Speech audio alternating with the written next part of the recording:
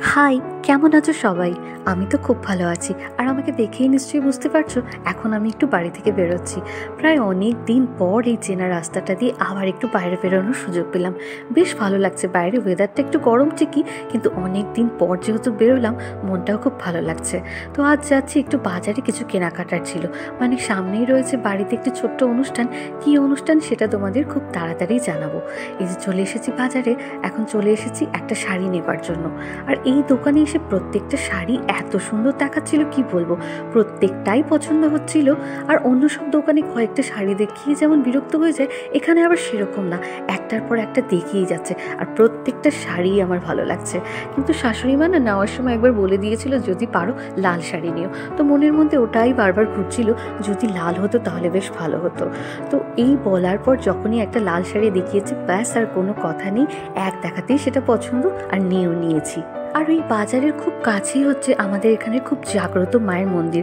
তাই মনে হলো এত কাছে এসেছে যখন মাকে প্রণাম না করে চলে যাব, তো সেই মতো চলে এসেছি মন্দিরে। আর এই যে দেখো সামনে চলছে প্রসাদ বিতরণ। আর এখনও মন্দিরে কত ভিড়, মানে যখনই আসি মন্দিরে কিন্তু এরকম ভিড় চলতেই থাকে। মানে এখানকার এই মা ভীষণই জাগ্রত। আর এখন এখানে চলছে সন্ধ্যা আরতি। আর এই মন্দির তো তোমাদের আগেও অনেক মিনি ভ্লগে আমি দেখিয়েছি, তোমরা যদি চাও আরও একবার দেখে নিতে পারো পুরোনো মিনি ভ্লগগুলো। আর ওই যে দূরে দেখতে পাচ্ছ, ওটাই কিন্তু মায়ের প্রতিকৃতি। এখানে কিন্তু মায়ের কোনো মূর্তি নেই, একটি সোনার মুখ বসানো রয়েছে, এখানেই সবাই পুজো করে।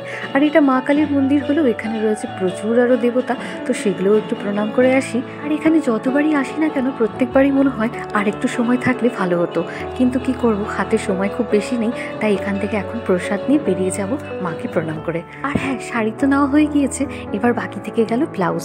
তো শাড়ির সাথে যদি একটু ম্যাচিং ব্লাউজ পাই খুব ভালো হয়। তো চলে এসেছি ব্লাউজের দোকানে। বলতে শাড়ির সাথে ম্যাচিং করে মনের মতো ব্লাউজ পাওয়াটা কিন্তু খুব চাপের ব্যাপার।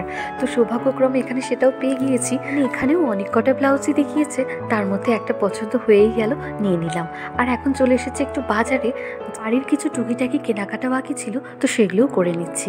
আর এখন মনে মনে শুধু মনে হচ্ছে কবে সেই অনুষ্ঠানের দিনটি আসবে আর এই নতুন শাড়িটা আমি পরবো। আর আজকে বাজারে ভীষণই গরম, আর বাজারে এলে চোখটা থাকে এই মিল্কশেকের দিকে। তাই এখানে চলে এসেছি আর নিয়েও নিয়েছি একটা মিল্কশেক। আর এই গরমে এটা খেয়ে মনটা এতটা ভালো হয়ে গেল আর এতটা তৃপ্তি পেলাম বলার মতো না।